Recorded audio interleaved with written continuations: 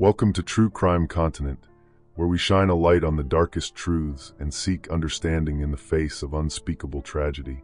If you're new here, make sure to hit that subscribe button and join our community. We are dedicated to exploring shocking cases, ensuring that victims are remembered and justice is pursued. Today, we're diving deep into a case that has left an indelible mark on Birmingham, Alabama, the horrific murder of Mahogany Jackson. It's a story of ultimate betrayal, unimaginable cruelty, and a family's relentless fight for justice. Could you ever imagine receiving a text message that shatters your entire world? A plea so desperate, so urgent, that it freezes your blood? That was the horrifying reality for Gail Maddox, the mother of 20-year-old Mahogany Jackson. At 3:47 a.m. on February 25, 2024, Gail's phone buzzed. The message that appeared on her screen contained just 13 words. "Help, I'm being held hostage. Send police to Serenity Apartments. Don't call, just send them." These 13 words, typed with trembling fingers, were Mahogany Jackson's final communication. They carried the crushing weight of a young woman's last, desperate hope for survival. Within minutes of hitting send, the life of 20-year-old Mahogany would be brutally extinguished. She would be dead, executed with a single gunshot to the back of her head, at the hands of people she tragically considered friends. It's almost impossible to comprehend, isn't it? That people you trust, could turn into such monsters. But to truly grasp how a seemingly routine Saturday night in Birmingham transformed into one of the most brutal and chilling crimes in the city's recent memory, we need to step back. We need to go back 24 hours earlier. We need to meet the vibrant young mother whose life was about to be stolen in the most horrific way imaginable. Mahogany Jackson wasn't just another statistic. She wasn't just a name in a police report. She was a daughter, a mother, a friend. She was a young woman navigating the complexities of early adulthood, raising her precious 3-year-old daughter, Nydia, in the very city she called home. Her story doesn't begin with violence, but with the ordinary rhythms of a life lived with love, with responsibility, and with hope for tomorrow. Mahogany Jackson truly embodied the strength and fierce determination that defines so many young mothers in Birmingham and beyond. At just 20 years old, she had already embraced the profound responsibility of raising her 3-year-old daughter. This role, this beautiful, overwhelming responsibility, shaped every decision she made, every dream she harbored for the future. Her days revolved around the beautiful chaos of motherhood, school pickups, bedtime stories, and the countless small, tender moments that create the unbreakable foundation of a child's world. The bond between Mahogany and her mother, Gail Maddox, ran deeper than typical mother-daughter relationships. Gail wasn't just a parent, she was Mahogany's confidant, her unwavering support system, her anchor during life's inevitable storms. Their connection was built on layers of trust, on open communication, and on a shared understanding that family meant absolutely everything. When challenges arose, as they always do in life, Mahogany knew she could count on her mother's wisdom, her guidance, and her unwavering, unconditional support. Friends and family consistently described Mahogany as a compassionate and incredibly resilient individual. She was someone who faced life's obstacles with a quiet grace and unwavering determination. She possessed a warmth that naturally drew people to her, making friends easily and maintaining those relationships with genuine care and effort. Her laughter was infectious, her spirit seemed unbreakable, and her love for her daughter was absolute and unconditional. Living in Birmingham provided Mahogany with a sense of community, a feeling of belonging. She knew the neighborhoods, the local spots, and the familiar faces that made up the fabric of her daily life. This familiarity, this rootedness, created a sense of security for her. She felt safe in her environment, surrounded by people she trusted, or so she believed. Unfortunately, this very trust, this comfort in her surroundings, would tragically become the weapon used against her on that fatal February night. February 24th, 2024, began like any other Saturday for Mahogany Jackson. The winter evening in Birmingham carried the typical chill of late February, with families settling into their weekend routines and young adults making plans for the night ahead. For Mahogany, it seemed like a simple opportunity to spend time with people she considered part of her social circle, individuals she had known and trusted for some time. The Serenity Apartment Homes, a residential complex located in Birmingham, would, unbeknownst to Mahogany, become the chilling stage for unspeakable horror. But as Saturday evening approached, there was absolutely nothing to suggest the nightmare that was about to unfold. Mahogany had no reason, none at all, to suspect that the people inviting her over harbored deadly intentions. She had no way of knowing that what appeared to be a casual social gathering was, in reality, a carefully planned trap. As darkness fell over Birmingham that Saturday night, Mahogany Jackson prepared to leave her home, completely unaware that she was walking into the final, agonizing hours of her life. The ordinary evening was about to become anything but ordinary. The cruelest betrayals, as we often see in true crime, frequently come from those we least expect. For Mahogany Jackson, the people who would become her tormentors were not strangers lurking in dark alleys. They were individuals she knew, people who had shared conversations, laughter, and moments of apparent friendship with her. This very familiarity made their transformation into predators all the more devastating, all the more incomprehensible. Among the 8 people who would ultimately be charged in connection with her barbaric murder were Brandon Pope, Francis Harris, Jeremiah McDowell, Blair Green, Sinaya McCall, Taja Lewis, Giovanni Clapp, and Ariana Robinson. These weren't hardened career criminals with extensive rap sheets. They were young people from her own community, some barely out of their teens themselves. The terrifying fact that Mahogany knew several of them personally meant her guard was naturally lower, creating the perfect, horrifying conditions for what was about to unfold. Trust is a precious, fragile commodity, especially for a young mother trying to navigate social relationships while protecting herself and her child. Mahogany had extended that trust to people who would exploit it in the most horrific, soul-crushing way imaginable. The betrayal began not with violence, but with deception. Friendly invitations that masked deadly intentions, casual conversations that were actually reconnaissance, and smiles that concealed hearts filled with malice. The Serenity apartment homes in Birmingham would forever be associated with one of the city's most heinous crimes. This residential complex, like many others throughout the area, housed families, young professionals, and students striving to build their lives in Alabama's largest city. The name Serenity itself carries an almost unbearable ironic weight, suggesting peace and tranquility in a place that would soon witness unimaginable violence. On that cold February night, one of these apartments became a carefully constructed prison. The location wasn't chosen randomly. It provided the privacy and isolation that the perpetrators needed to carry out their planned assault, far from the watchful eyes of neighbors and passers-by. The apartment offered the perfect, chilling cover for what they intended to do to Mahogany Jackson. The setup was methodical, calculated. The invitation to come over appeared innocent enough, just friends hanging out on a Saturday night. But behind that casual facade lay a trap that had been deliberately set. The apartment became a stage where trust would be shattered, where friendship would reveal itself as a mask for something far more dangerous, far more evil. As Mahogany arrived at the complex that evening, she had no idea she was walking into a nightmare that had been planned in advance. The very people she trusted had transformed a place of supposed safety into a chamber of horrors. Have you ever trusted someone who completely betrayed that trust? Perhaps it wasn't a matter of life or death, but that feeling of shock, that gut-wrenching realization when someone you cared about showed their true colors. It's unforgettable, isn't it? How did it make you feel? Sometimes talking about these betrayals, even in a small way, helps us recognize the warning signs, helps us process the pain. What began as a seemingly normal social gathering quickly transformed into a nightmare beyond any sane person's comprehension. Once Mahogany was inside that apartment, the thin facade of friendship disappeared entirely. The people she had trusted revealed their true intentions as they turned on her with shocking brutality and chilling coordination. The assault that followed was systematic and deliberate. Mahogany was stripped of her clothing and her dignity. She was handcuffed to prevent any chance of escape, and then subjected to a series of increasingly violent, degrading attacks.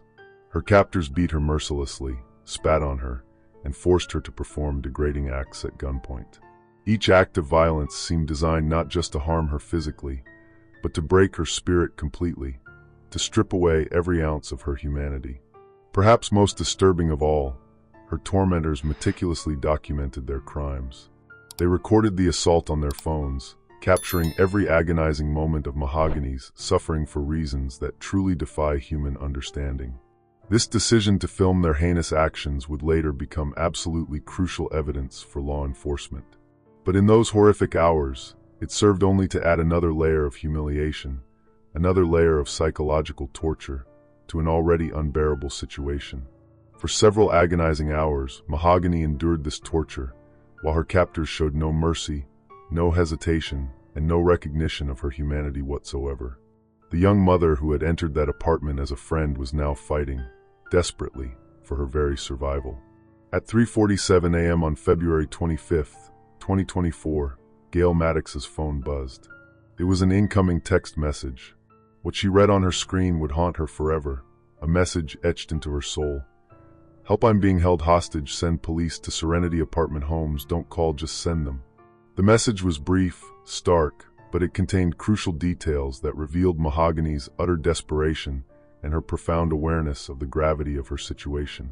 She knew exactly where she was being held, providing her mother with the specific location needed for rescue. More importantly, her urgent instruction, "Don't call, just send them," demonstrated her clear understanding that any phone conversation could alert her captors and potentially escalate the already terrifying violence. The urgency in those 13 words was unmistakable. This wasn't a casual request for help or a misunderstanding. This was a young woman's final, desperate attempt to save her own life. Mahogany had, somehow, managed to access her phone during the assault, typing out this message while enduring unimaginable torture. The incredible fact that she was able to send such a coherent and detailed plea while under such extreme duress speaks volumes about her incredible strength, her presence of mind, even in her last moments. Every single word in that text message carried immense weight. Help conveyed the immediate, dire need. Hostage made it crystal clear this wasn't a voluntary situation. The specific address gave law enforcement exactly what they needed to find her. For any parent, receiving a message like this represents their absolute worst nightmare.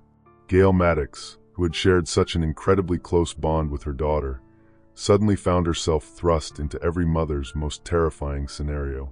The woman who had been Mahogany's confidant, her support system, her anchor, was now the only person standing between her daughter and death. The sheer, overwhelming panic that must have coursed through Gail's body is difficult, if not impossible, to comprehend.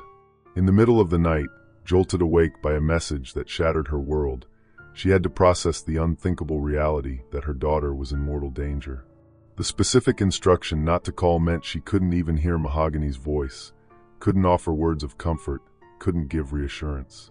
Gail immediately contacted law enforcement, following her daughter's precise instructions. She provided them with the exact location, Serenity Apartment Homes, and conveyed the terrifying urgency of the situation. Every second must have felt like an eternity as she waited for news, praying, begging that help would arrive in time to save her daughter's life. The bond between mother and daughter, built over 20 years, had now become a fragile, desperate lifeline. Mahogany had reached out to the one person she knew would move heaven and earth to help her.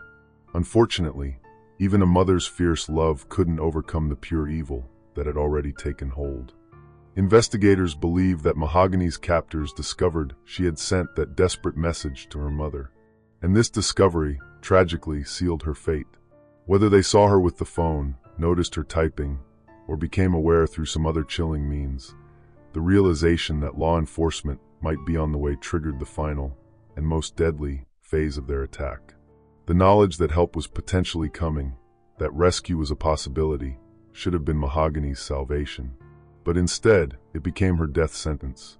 Her captors understood that their window of opportunity was closing rapidly. If police arrived and found Mahogany alive, she would be able to identify each of them, to testify about the horrific crimes they had committed against her. This moment marked the chilling transition from prolonged assault and torture to premeditated murder. What had been a prolonged attack driven by pure cruelty now became a calculated decision to eliminate the only witness to their monstrous crimes. The text message that represented Mahogany's last hope for survival had, in a devastating twist, inadvertently triggered the very violence that would end her precious life. Francis Harris, known by the street name Ace, made a decision that would forever brand him as a cold-blooded killer. With Mahogany's desperate plea for help now discovered, the group faced a terrifying choice that would determine whether they were guilty of assault or murder. Harris chose murder. The execution was carried out with chilling calculation. There was no moment of hesitation, no last-minute change of heart, no flicker of recognition of Mahogany's humanity. Harris positioned himself behind the 20-year-old mother and fired a single gunshot into the back of her head. The bullet ended not just Mahogany's life, but also destroyed the future of her 3-year-old daughter, who would now grow up without her loving mother. This wasn't a crime of passion or a moment of lost control. It was a deliberate, cold execution designed to eliminate the only witness who could identify her attackers. The decision revealed the terrifying depths of depravity that Harris and his accomplices had reached. They had crossed the line from prolonged assault to calculated murder, transforming themselves from criminals into killers. In that moment, Frances Harris didn't just take Mahogany's life, he shattered the lives of everyone who loved her. The young woman who had fought so hard to survive, who had managed to send that crucial message to her mother, was silenced forever by someone she had once considered a friend. After murdering Mahogany Jackson, her killers faced the grim, heartless task of disposing of her body. Their choice of location revealed both their familiarity with Birmingham's darker corners and their calculated attempt to delay discovery. They transported Mahogany's remains to a remote area known locally as Dead Man's Road, a name that carried ominous significance even before this tragedy. This location served as an illegal dumping site, a place where people discarded unwanted items, far from the watchful eyes of law enforcement and the general public. The killers believed this isolated spot would provide the perfect cover for their crime, allowing them time to establish alibis and destroy evidence before anyone found Mahogany's body. In a final act of utter callousness, they covered her remains with a mattress, treating her body like discarded trash rather than recognizing her as the beloved daughter, mother, and friend she had been. This deliberate concealment demonstrated their complete lack of remorse and their desperate hope that Mahogany would never be found. The choice to dump her body at this particular location wasn't random. It was a calculated decision made by people who understood the area well enough to know where bodies could remain hidden. Unfortunately for them, their twisted knowledge of Birmingham's geography wouldn't be enough to keep their monstrous crime concealed forever. If this story is keeping you on edge, gripped by the sheer horror of it, then hit that subscribe button right now. We're just getting to the shocking part, how these killers' own actions became the very evidence that would bring them to justice. You won't want to miss what happens next. On February 26, 2024, just one day after Mahogany's murder, a passerby made the horrific discovery that would confirm her family's worst fears. While traveling along that remote stretch known as Dead Man's Road, this individual noticed something unusual beneath the discarded mattress and decided to investigate further. What they found beneath that makeshift cover was Mahogany Jackson's lifeless body, bringing a tragic, agonizing end to the frantic search that had begun when Gail Maddox first contacted police about her daughter's desperate text message. The discovery transformed what had been a desperate missing person case into a full-blown homicide investigation, launching law enforcement into immediate, determined action. For Mahogany's family, the confirmation of their worst nightmare was devastating beyond words. The vibrant young mother who had reached out for help in her final moments was gone forever, leaving behind a 3-year-old daughter who would never again feel her mother's loving embrace. The discovery on Dead Man's Road marked not just the end of Mahogany's life, but the beginning of a relentless quest for justice that would consume the months and years to follow. Birmingham Police Chief Scott Thurman knew his department was facing one of the most brutal crimes in the city's recent history. The discovery of Mahogany Jackson's body on Dead Man's Road launched an investigation that would test every resource and every skill his officers possessed. What they found would exceed even their most experienced detectives' expectations for human cruelty and depravity. The investigation moved with remarkable speed, thanks to a powerful combination of professional police work and unprecedented community cooperation. Chief Thurman later credited this vital collaboration between law enforcement and Birmingham residents as the key factor in the rapid identification and arrest of the suspects. Citizens who had information came forward willingly, understanding that true justice for Mahogany required their active participation. Within hours of discovering the body, investigators had identified multiple persons of interest. The digital age, ironically, had left a trail of evidence that the killers never anticipated would be used against them. Phone records, social media activity, and location data began painting a clear, incriminating picture of who was involved and exactly what had transpired during those horrific hours at the Serenity apartment homes. Chief Thurman's response to the case reflected both his professional commitment to justice and his profound personal outrage at the crime's sheer brutality. He understood that this wasn't just another homicide, it was an attack on the very fabric of community trust and safety. The swift police response sent a clear message. Such monstrous violence would not be tolerated in Birmingham, and every available resource would be deployed to bring the perpetrators to justice. The investigation culminated in the swift arrest of 8 individuals, each of whom played a role in Mahogany Jackson's torture and murder. Brandon Pope, Francis Harris, Jeremiah McDowell, Blair Green, Sinai McCall, Taja Lewis, Giovanni Clapp, and Ariana Robinson found themselves facing charges that would potentially cost them their lives, or decades behind bars. What made these arrests particularly shocking was the age and background of the suspects. These weren't hardened career criminals or longtime gang members. They were young people, some barely out of their teens, who had made the conscious, deliberate decision to participate in unspeakable violence. Several of them had known Mahogany personally, making their betrayal even more incomprehensible to her family and to the community at large. The relationships between the suspects and Mahogany varied, but the common, chilling thread was familiarity. She had trusted these individuals enough to be in their presence, never suspecting that they harbored such an immense capacity for evil. This shocking betrayal of trust made the crime particularly heinous in the eyes of both law enforcement and the public. Initially, 3 suspects, Pope, Harris, and McDowell, were charged with capital murder, kidnapping, and rape. The remaining 5 faced felony murder charges, though these would later be upgraded as the full, horrifying extent of their involvement became sickeningly clear. All 8 were held without bond, deemed far too dangerous to be released back into the community. In a twisted irony that would prove to be their ultimate downfall, Mahogany's killers had documented their own crimes. The chilling decision to record the assault and torture on their phones created an overwhelming body of evidence that prosecutors would later describe as both crucial and disturbing beyond measure. These recordings captured every horrific detail of Mahogany's final agonizing hours. The videos showed the systematic nature of the assault, the deliberate cruelty inflicted upon her, and the complete, utter lack of remorse displayed by her attackers. What the perpetrators had intended as trophies of their violence became the very evidence that would convict them. Defense attorneys would later acknowledge that the sheer volume of digital evidence made their job nearly impossible. The recordings left absolutely no room for doubt about what had occurred in that apartment, who was involved, or the terrifying level of brutality inflicted upon Mahogany Jackson. The killers had, in essence, created their own prosecution case.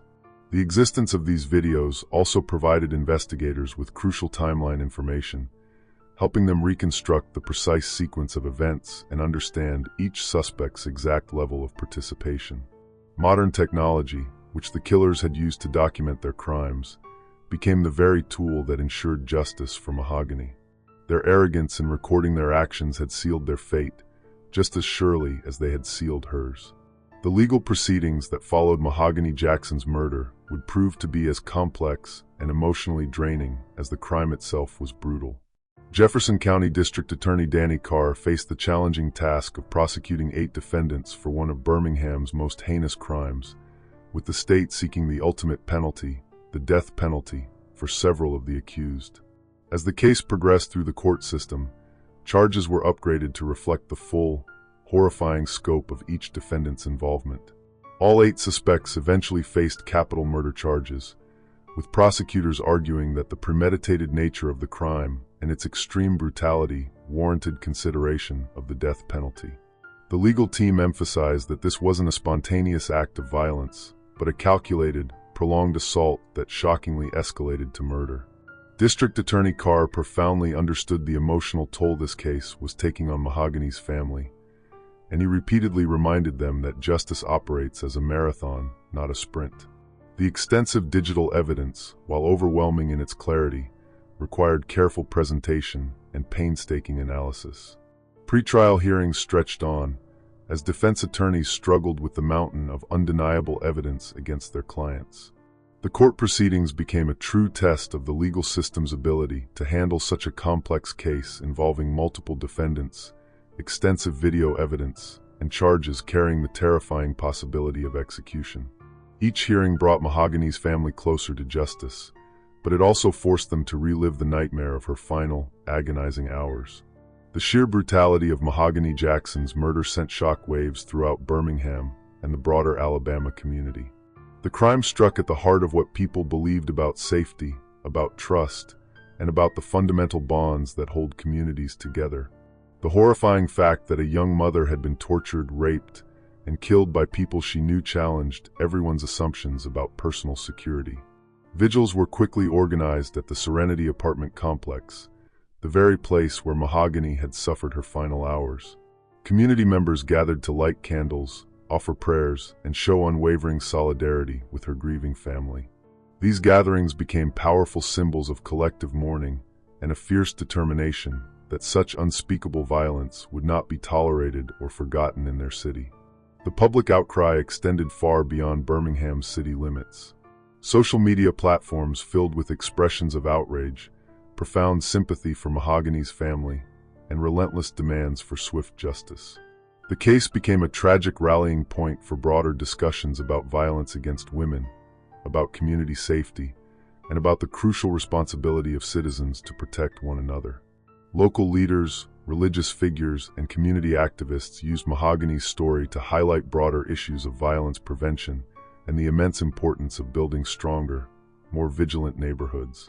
Her senseless death became a catalyst for vital conversations about how communities can better protect their most vulnerable members and how to recognize warning signs before such unfathomable tragedies occur. As of 2025, the legal battle for justice in Mahogany Jackson's case continues. Pretrial proceedings remain ongoing, with prosecutors methodically building their case for capital punishment against multiple defendants. The sheer complexity of prosecuting 8 individuals simultaneously has, understandably, extended the timeline, but District Attorney Carr's office remains firmly committed to securing justice for Mahogany. Mahogany's family continues their courageous fight for accountability, attending every hearing and maintaining constant pressure on the legal system to deliver the justice their beloved daughter deserves. Their 3-year-old granddaughter, now growing up without her loving mother, serves as a constant, heartbreaking reminder of what was stolen from their family and why this fight matters so deeply. Mahogany Jackson's tragic death offers crucial, painful lessons that could help prevent similar tragedies from unfolding in the future. The most important insight centers on community vigilance and the power of collective responsibility. Chief Thurman's emphasis on community cooperation during the investigation highlights how citizens and law enforcement must work together, hand in hand, to identify and address potential threats before they escalate to such unimaginable violence. Emergency protocols also deserve serious examination. Mahogany's specific, clear instructions to her mother, providing the exact location and warning not to call, demonstrate the critical importance of having clear communication strategies during crisis situations. Families should discuss emergency procedures, including how to quickly and effectively contact authorities when someone is in immediate, life-threatening danger. Recognizing danger signs within social circles requires heightened awareness. The heartbreaking fact that Mahogany knew several of her attackers underscores the profound need to trust your instincts about people's behavior, even when they seem familiar or friendly. Warning signs might include sudden changes in behavior, discussions of violence, or attempts to isolate someone from their vital support network. Building stronger community networks, where neighbors genuinely look out for each other, can create additional, powerful layers of protection. When people feel connected to their communities and comfortable reporting suspicious activity, it becomes much harder for predators to operate undetected. Mahogany's story reminds us that safety is, truly, everyone's responsibility. The extensive digital evidence in Mahogany's case demonstrates both the immense power and critical importance of modern technology in criminal investigations. The killer's chilling decision to record their crimes provided prosecutors with irrefutable evidence of their guilt, powerfully showing how technology can serve justice, even when it is used for the most evil purposes. Law enforcement agencies must continue investing in cyber forensics capabilities and diligently training officers to handle digital evidence effectively. Phone records, social media activity, location data, and video evidence have become crucial, indispensable tools in modern policing. The rapid resolution of Mahogany's case was possible largely because investigators could quickly and skillfully analyze the digital footprints left by the perpetrators. If Mahogany Jackson's story has moved you, please take a moment to subscribe to this channel and share this video with others. By spreading awareness of her story, we honor her memory and potentially help protect someone else from experiencing similar, unspeakable violence. Your engagement helps ensure that stories like Mahogany's reach the people who need to hear them most. Leave a comment below sharing your thoughts on how we can better protect young mothers and vulnerable community members. Your insights and experiences matter, and together, we can work towards building stronger, safer communities where tragedies like this become unthinkable. Remember Mahogany Jackson, not just as a victim, but as a loving mother, a devoted daughter, and a trusted friend whose life had immeasurable value and meaning. Her 3-year-old daughter deserves to grow up in a world where such violence is unimaginable. By learning from this nightmare and taking action to protect others, we can help ensure that Mahogany's death was not in vain.